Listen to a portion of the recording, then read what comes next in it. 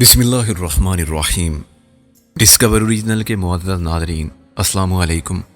اب کس نمبر 956 ملاحظہ فرمائیں۔ یہ ہوئی نا بات، کامیاب ازدواجی زندگی کے اصول یہی ہیں: بیوی کو بے وقوف بناتے رہو پھر منمانی کرتے رہو۔ مطلب یہ کہ بے وقوف تو عورت ہے، اسے مزید بے وقوف بناؤ اور عیش کرو۔ محسن نے خالی بوتل اٹھا کر کہا، اب یہ افسوسناک اتفاق تھا یا ہماری کوتاہی تھی کہ ہم اپنی باتوں میں اتنے مگن ہو گئے کہ ہمیں رابعہ اور گل کے اندر آنے کی خبر بھی نہیں ہوئی۔ میری آخری بات بھی رابعہ نے سنی اور گل نے تو محسن کو بوتل لہرا کے کسی شرابی کی طرح للکارتے سنا۔ وہ ایک دم پھٹ پڑی، بہت خوب، بڑے اعلیٰ و عرفہ خیالات ہیں آپ کے، آپ دونوں کے۔ رابعہ نے کہا۔ محسن نے بوکھلا کے کہا، تم یہ کیا کہہ رہی ہو؟ تم ابھی کیا کہہ رہے تھے؟ گل نے چراغ پا ہو کر کہا، وہ تو کسی اور کی بات بتا رہا تھا میں۔ کیوں سکندر؟ میں نے ساری لایا۔ ہاں، دنیا میں ایسے لوگ بھی ہوتے ہیں، ہم انہی کی بات کر رہے تھے جو ایسا سمجھتے ہیں۔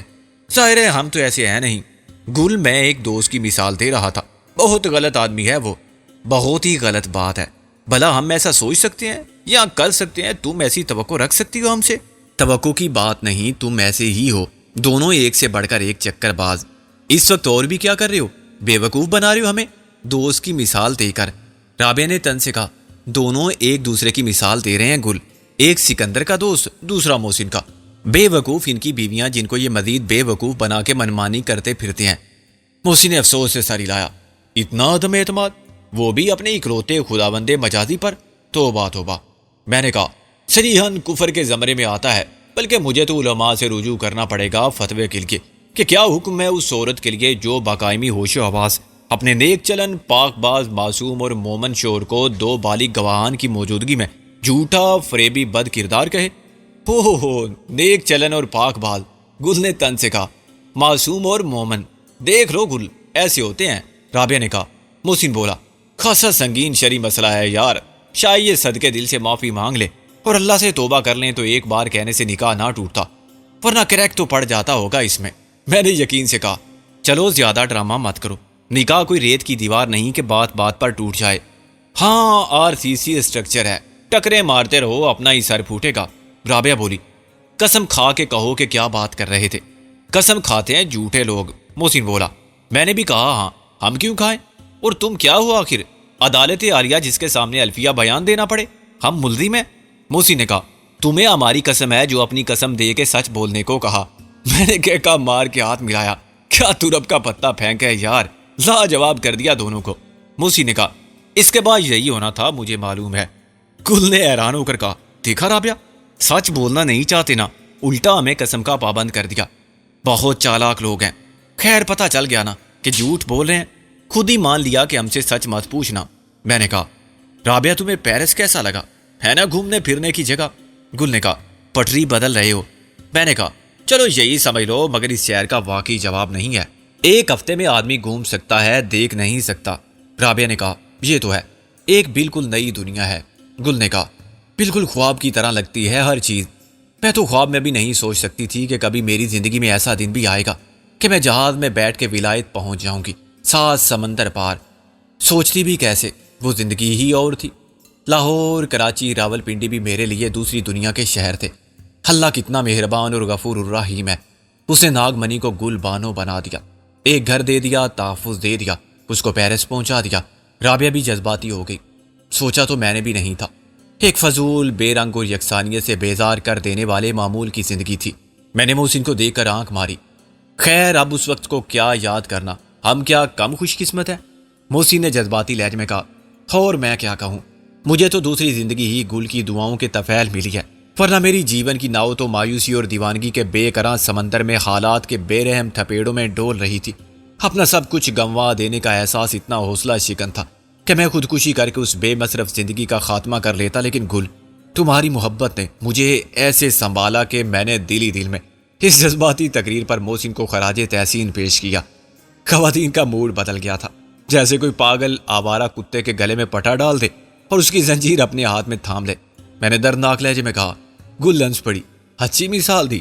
محسن بولا، یار تجھ سے صبر نہیں ہوتا، اتنی جلدی بول پڑا بیچ میں، کیا زبردست ڈائیلاگ بول رہا تھا میں، شاعر ان پر دقت طاری ہو رہی تھی۔ میں نے سوچا کہیں رو نہ پڑے فرتے جذبات میں۔ یہ کون سی فلم کے سین کے ڈائیلاگ تھے؟ اس فلم کے جو میں بناؤں گا۔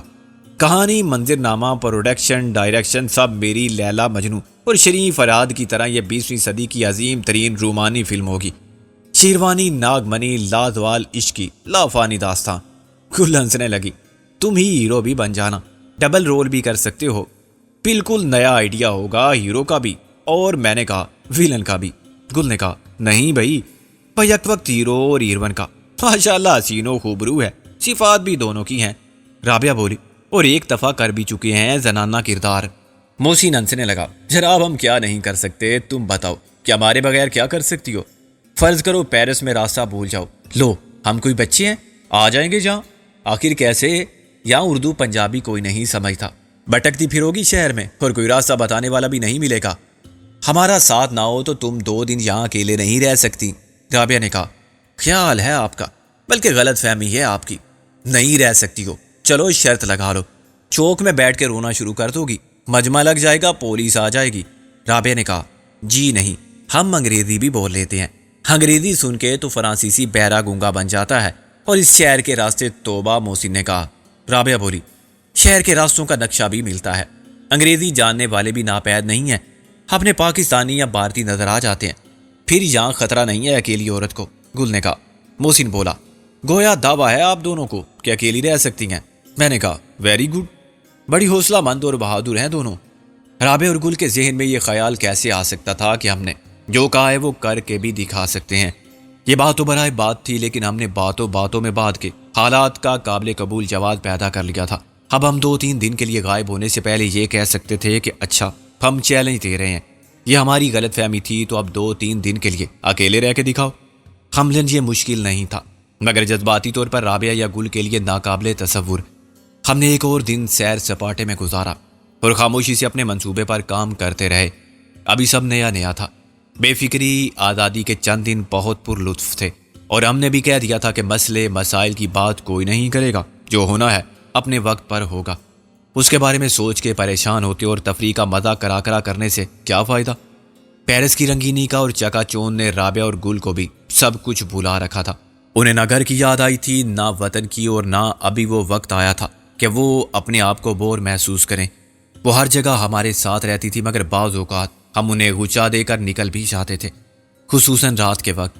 انہوں نے بھی برا ماننا یا خفا ہونا چھوڑ دیا تھا کہ چلو 2-4 دن آزادی کے نام پر بے روی بھی برداشت کر لو، واپس جائیں گے تو پھر وہی ہوں گے، وہی شب اور روز ہوں گے، وہی ان کی چاہت کے انداز۔ رابعہ اور گل کو شاید یہ خیال تھا کہ پرانی یادیں تازہ کرنے کے لیے ہم پرانے دوستوں سے ملتے ہیں، اور دوستوں میں بھی انہیں تلاش کرتے ہیں جن کے ساتھ بقول شاعر دل لگایا تھا دل لگی کے لیے۔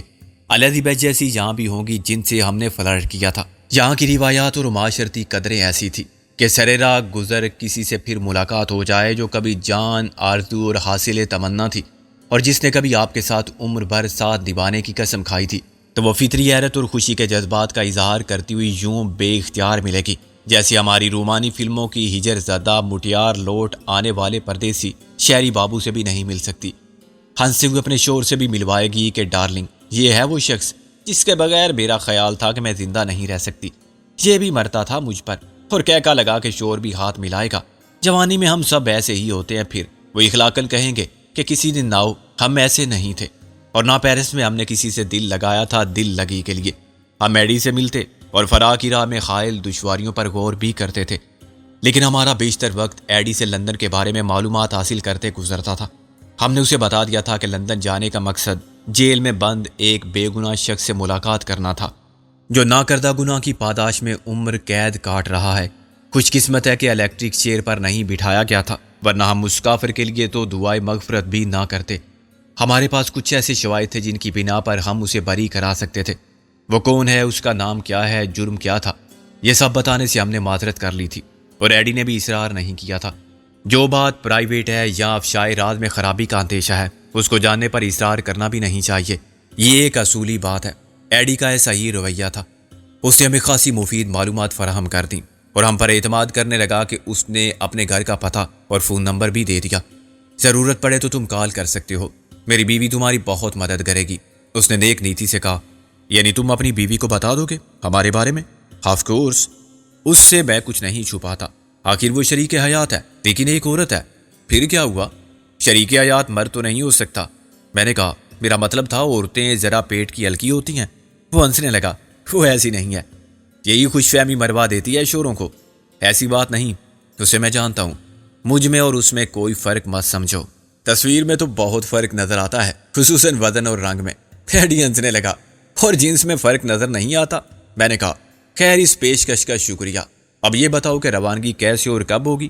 اس نے کہا تم صبح میرے ساتھ چلو، میں تم کو لوڈر کی حیثیت سے لے جاؤں گا، تم سامان لوڈ کرانے میں مدد کرو گے؟ میں نے کہا اب تم مزدوری کراؤ گے ہم سے؟ کیا سورج سے اور الیے سے ہم لوڈر لگتے ہیں؟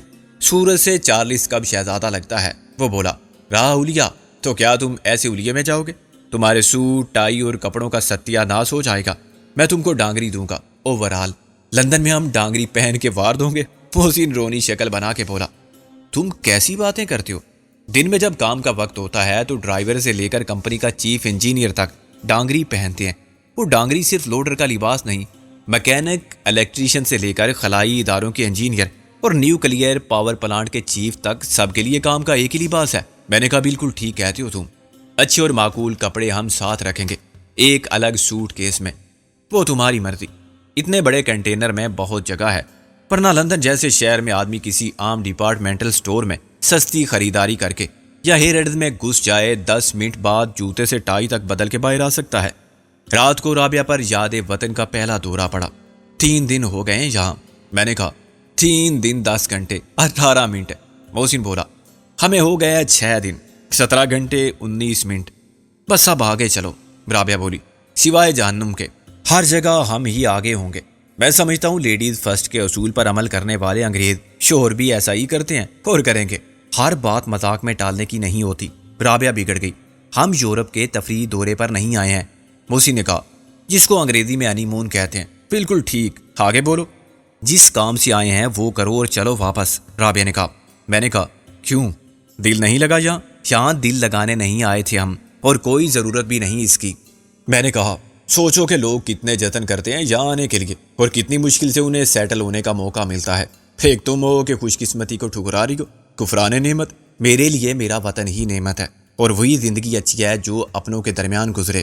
رابعہ نے کہا بھائی ہم کیا غیر ہیں؟ دائیں طرف میں، سامنے محسن، بائیں طرف گل، پیچھے بوبی، تم واقعی اپنوں کے درمیان ہو؟ میں نے کہا بس اپنے چودھری دلاور صاحب نہیں ہیں تو تمہیں پیرس بھی اچھا نہیں لگ رہا ہے، نمک کے بغیر قورمہ بریانی بیکار۔ پہاڑ میں جائے چودھری دلاور، واہ کیا جائے عورتوں والا جملہ کہا ہے۔ وہ چاہتا ہے ہم باڑ میں جائیں، پہاڑ ایک ہے، لیکن انشاءاللہ تمہاری خواہش پوری ہوگی۔ لندن میں کتنے دن لگیں گے؟ گل نے کہا میں نے وہ لوگ بھی دیکھے ہیں جن کو لندن میں برسوں لگ گئے۔ محسن نے کہا محاورہ تھا کہ ساری عمر دلی میں رہے کیا باڑ جھونکا، تو لندن میں ساری عمر جاڑ جھونکنے والے نہیں ہیں۔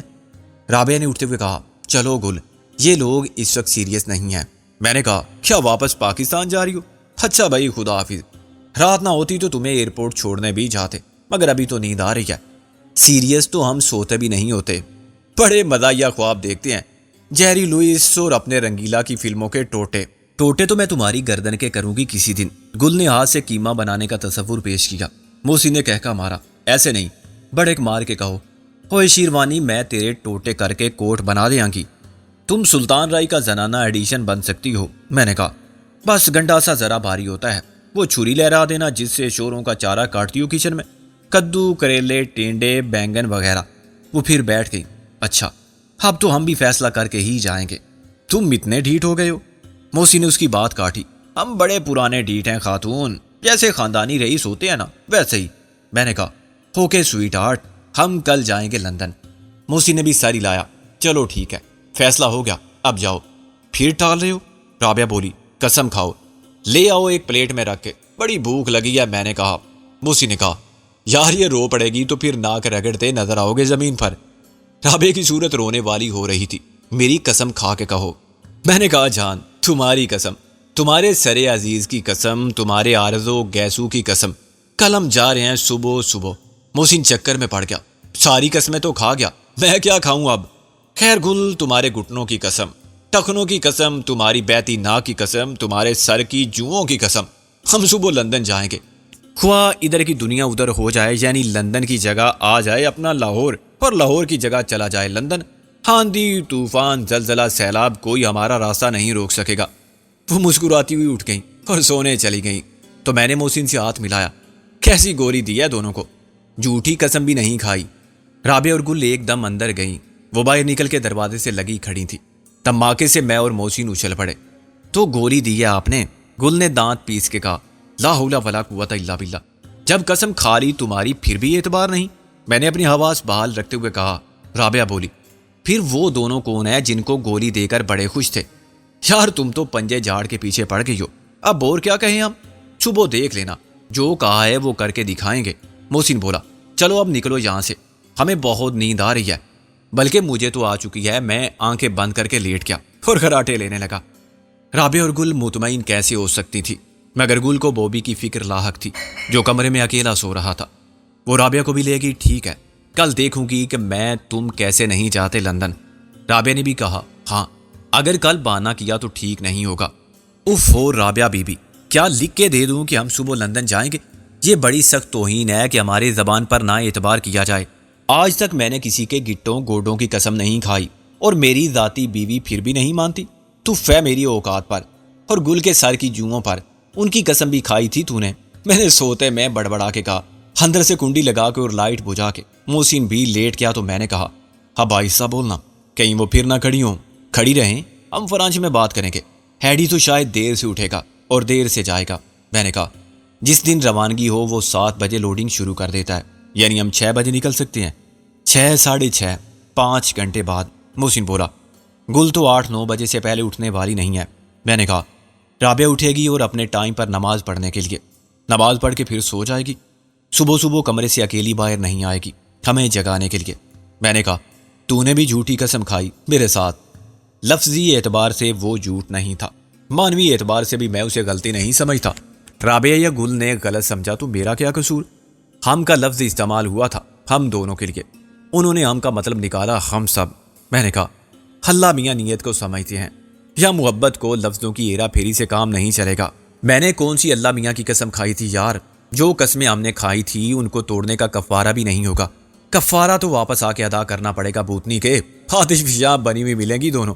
اللہ ہمیں اپنی امان میں رکھے۔ شب بخیر، محسن بولا اور کروٹ بدل کے سو گیا۔ صبح 6 بجے میں نے ایک رکا لکھا، اپنی قسم پوری کرنے کے لیے ہم جا رہے ہیں لندن میں، 2-3 دن لگ جائیں گے۔ گھبرانا اور رونا نہیں، بس اللہ سے دعا کرنا کہ تمہارا سہاگ سلامت رہے، تاکہ دودھو نہانے اور پوتوں پھلنے کی دعا لا حاصل نہ رہے۔ ایک چیلنج تم نے بھی دیا تھا کہ ہمارے بغیر یہاں اکیلی رہ سکتی ہو، ہم یہ پورا کرنے کا موقع فراہم کر رہے ہیں۔ حاصل بات یہ ہے کہ لندن میں کوئی زنانہ کام نہیں، اور ہم تمہیں یہاں بوبی کے ساتھ زیادہ محفوظ تصور کرتے ہیں۔ ہمارے لیے تم جیسا نہ ہے نہ ہوگا، نہ لندن میں نہ کوئی کاف پر۔ پھر بھی عام بیویوں کی طرح تم شک اور حسد میں یہ فرض کرنا چاہو کہ ہم جنت کے میوے چھوڑ کے سبزی منڈی میں گونگلو، بتاؤں، شلجم، بینگن پر منہ مارتے پھریں گے تو تمہاری مرضی۔ جلتے بنتے اپنا وقت گزارو یا ہنستے کھیلتے، کام ختم ہوتے ہی ہم ہی نہاتے ہوئے استقبال کی طرف دوڑیں گے، تمہارے گھوڑے گدھے۔ یہ رکا ہم نے لفافے میں بند کیے بغیر ایڈی کو دیا کہ وہ نیچے استقبالیہ پر بیٹھی ہوئی خوفناک حسینہ کے سپرد کر دے، اور اسے تاکید کرے کہ ٹھیک 10 بجے رابعہ اور گل کے کمرے میں پہنچا دے۔ ایڈی کے اس سے دوستانہ بلکہ غائبانہ تعلقات تھے، اس کے غائب ہونے کا تعلق ایڈی سے ہوتا تھا۔ محسن کو بجا طور پر اعتراض تھا کہ آخر ایسی ڈراؤنی چیز استقبالیہ پر کیوں رکھ دی گئی ہے۔ میں نے کہا، اس کرائے میں آپ کا استقبال حسینہ عالم نہیں کر سکتی، پھر وہ خود کو ایسا سمجھتی کیوں ہے؟ ایڈی نے کہا، یہ اس کا اور ہر عورت کا پیدائشی حق ہے، وہ استقبال نہیں کرتی، دہشت زدہ کرنے پر مامور ہے، مسکراتی تک نہیں۔ میں نے کہا، اس کرائے میں یہی ہو سکتا ہے۔ ایڈی نے کہا، وہ میرے لیے مسکراتی ہے 100 فرانک میں، کیسی بیانک لگتی ہوگی۔ محسن پور خیال لہجے میں بولا، پتہ نہیں تم اسے کیسے قبول کر لیتے ہو، میں وسیع القلب شخص ہوں، صرف یہ دیکھتا ہوں کہ نبض چل رہی ہے یا نہیں۔ ایڈی نے اپنے فلسفہ حیات کا نچوڑ پیش کر دیا۔ اس کے علاوہ صرف صورت کے نقوش کو دیکھ کر سالم عورت کو مسترد کر دینا ایسا ہی ہے جیسے عنوان پسند نہ آنے پر ناول پڑھے بغیر چھوڑ دینا۔ میں اس کی فراخ دلی کا قائل ہو گیا۔ ظاہر ہے اس خوش قسمت شخص کے لیے دنیا کی ہر عورت میں حسن تھا، اور اسے بدصورتی دکھائی ہی نہیں دیتی تھی۔ وہ خوش رہنے کا سلیقہ جانتا تھا اور خوش رکھنے کا بھی۔ ناشتہ کرتے ہوئے میں نے ڈرتے ڈرتے سوال کیا، جس کا خیال مجھے دہلاتا تھا، کیا تم یہ گروسری آئٹم باکس میں لے جاتے ہو؟ جیب میں بھر کے تو نہیں لے جا سکتا۔ میرا مطلب تھا کیسے باکس ہوتے ہیں وہ؟ بالکل تابوت جیسے، ذرا بڑا سمجھ لو، 8 فٹ لمبے، 4 فٹ چوڑے اور 4 فٹ اونچے۔ محسن بولا بہت مضبوط ہوتے ہیں، مکفل بھی کرتے ہو تم؟ میں نہیں کرتا، جو یہاں سے مال بھیجتے ہیں وہ خود کفل لگا کے اپنی سیل لگا دیتے ہیں۔ میں نے کہا 4 فٹ اونچے تابوت میں تو مردہ میرا مطلب ہے، ہم بیٹھ بھی نہیں سکتے۔ نہیں، اس نے کافی کا گھونٹ لیتے ہوئے مختصراً کہا۔ میں نے کہا گویا تم پہلے ٹماٹر، پیاز، گوبھی، پالک بھر کے ہمیں اوپر سیدھا لٹا دو گے اور ڈھکنا بند کر دو گے؟ پاگل ہوئے ہو؟ وہ بولا ایسے تو سب چیزیں تباہ ہو جائیں گی، پالک خراب ہو جائے گی، ٹماٹروں کا کچومر بن جائے گا، یہ سب چیزیں اوپر ہوں گی۔ میرے حلق سے کرا نکلی، یعنی مردہ میرا مطلب ہے میں ٹماٹروں میں دفن کر دیا جاؤں گا اور میں ٹنڈوں میں؟ محسن دہل کے بولا۔ میں نے محسن کی طرف دیکھا، ابھی بھی وقت ہے کہ ہم اس پروگرام کو ملتوی کر دیں، یعنی جارج سے ملنے آئے ہیں، جارج سے ملے بغیر چلے جائیں؟ نہیں یار، کوئی شریفانہ باعزت راستہ تلاش کریں۔ میں نے کہا۔ محسن بولا راستے تو کھلے ہیں، مشکل یہ ہے کہ ہم مقام کے نزدیک شریف اور عزت دار نہیں، اب کچھ نہیں ہو سکتا۔ میں نے ساری لایا، 5000 فرانک بھی دے چکے ہیں۔ فرانک پر مجھے یاد آیا کہ تیرے پاس مال ہے؟ ہاں، کل میں نے 500 پاؤنڈ چوری کر لیے تھے۔ مانگتا تو گل پہلے بولتی کہ کیوں، پر میرے جواب سے ہرگز مطمئن نہ ہوتی۔ بیویوں کو یہ خطرہ ہر وقت لاک رہتا ہے کہ شوہر نام کا یہ جانور رسی توڑا کے نہ بھاگ جائے، حالانکہ کولو کا بیل اگر آزاد کر دیا جائے پھر بھی اسی دائرے میں گھومتا رہے گا، وہ اپنی مرضی سے اور سیدھا چلنا بھول چکا ہوتا ہے۔ ایڈی نے کہا تم لوگ اپنی زبان میں کیا کہہ رہے ہو؟ اب تم جاؤ یا نہ جاؤ، میں 5000 فرانک تو خرچ کر چکا۔ میں نے کہا کوئی بات نہیں، مایا آنی جانی ہے۔ کون مایا؟ اس کے لیے سب آنی جانی ہے، مایا، دیوی، مارگریٹ یا رضیہ۔ میں نے کہا اندازاً ہمارے اوپر کتنا وزن ہوگا؟ ایڈی بولا ٹماٹر ہوں تو سمجھو 30-35 کلو، آلو ذرا وزنی ہوتے ہیں۔ میرے حلق سے پھر وہی دردناک صدا نکلی، مجھے تم پالک کے نیچے رکھنا، جیسی تمہاری مرضی، اس میں سے پانی بہت رستا ہے، تم خود کو کسی ڈیپ فریزر میں محسوس کرو گے۔ میرا مشورہ ہے کہ لہسن کے نیچے رہو، وزن کم ہوگا مگر بدبو بہت ہوگی، برے پھنسے شیروانی۔ موسی نے پوچھا ہم سانس تو لے سکیں گے نا؟ کیوں نہیں، باکس ایئر ٹائٹ نہیں ہوتا اور اندر کافی آکسیجن رہتی ہے۔ راستے میں کہیں رکو گے تم، آئل یا فیول کے لیے، جہاں ہم چائے پی لیں یا کھانا کھا لیں؟ میں تو سب کچھ ڈرائیونگ کے دوران ہی کرتا ہوں، تم کچھ سینڈوچ وغیرہ رکھ لینا اپنے ساتھ، ورنہ تم نیچے والے ٹماٹر کھا سکتے ہو، صحت افزا چیز ہے، بھوک پیاس نہیں لگے گی۔ تم باہر کیسے آ سکتے ہو؟ محسن اردو میں بولا۔ میں نے بھی لیٹے لیٹے پیشاب نہ کیا تو محسن نام نہیں، سالے کافر کھائیں گے انہی آلو ٹماٹروں کو، وہ پانی تک دھو کے پیتے ہیں، وہ ناپاک تو پھر بھی رہیں گے، لیکن یار یہ بڑا پرتشدد طریقہ ہے سفر کا۔ میں نے کہا ایک زبردست آئیڈیا ہے، اگر ایک باکس خالی ہو تو میں اور محسن اس میں ایسے لیٹ جائیں گے جیسے باٹا کے ڈبے میں جوتے رکھے جاتے ہیں، ایک کا سرا اور دوسرے کی لات۔ ایڈی نے نفی میں ساری لایا، خالی باکس کی گنجائش نہیں ہے۔ محسن بولا یار کتنے کے ہوتے ہیں ٹماٹر؟ جو سبزی کم لاگت کی ہو وہ مت لے جاؤ، اس کے پیسے ہم سے لے لو۔ ایڈی نے پھر انکار کر دیا، یہ ناممکن ہے، ہر ہفتے مجھے مقررہ مقدار میں سب کچھ لے جانا پڑتا ہے، پالک نہیں ملی تو اسٹور والے گاہکوں کو پالک کی جگہ کیا دیں گے؟ اس نے سوال کا خود ہی جواب دیتے ہوئے ایک غلط اور ناقابل اشاعت چیز کا نام لیا۔ اب ہم مجبور تھے اور ایڈی کے رحم و کرم پر تھے، ہم اس کے ساتھ چل کے یوں ٹرالر تک گئے جیسے رضاکارانہ طور پر اعتراف جرم کرنے کے لیے تھانے جا رہے ہوں۔ ایڈی نے کسی سفاک تھانے دار کا رویہ رکھا، اس نے ہم سے کریٹ اٹھوائے اور یہ بڑے بڑے تابوت نما باکس اٹھا کے ٹرالر تک لے جاتے، اور ٹرالر پر چڑھاتے ہوئے میرا اور محسن کا حال پتلا ہو گیا۔ ہمارے ساتھ 8-10 لوڈر اور بھی تھے مگر وہ اس مشقت کے عادی تھے، ان کا یہی کام تھا۔ ایڈی نے کہا فکر مت کرو، تمہیں بھی مزدوری ملے گی 100 فرانک۔ لعنت 100 فرانک پر، میری کمر دوری ہو گئی ہے۔ میں نے کہا میرا سارا جسم درد کر رہا ہے۔ محسن بولا جب تم لیٹو گے تو تمہیں بہت آرام ملے گا، اچھی نیند آئے گی اگر تم سونا چاہو۔ ایڈی نے کہا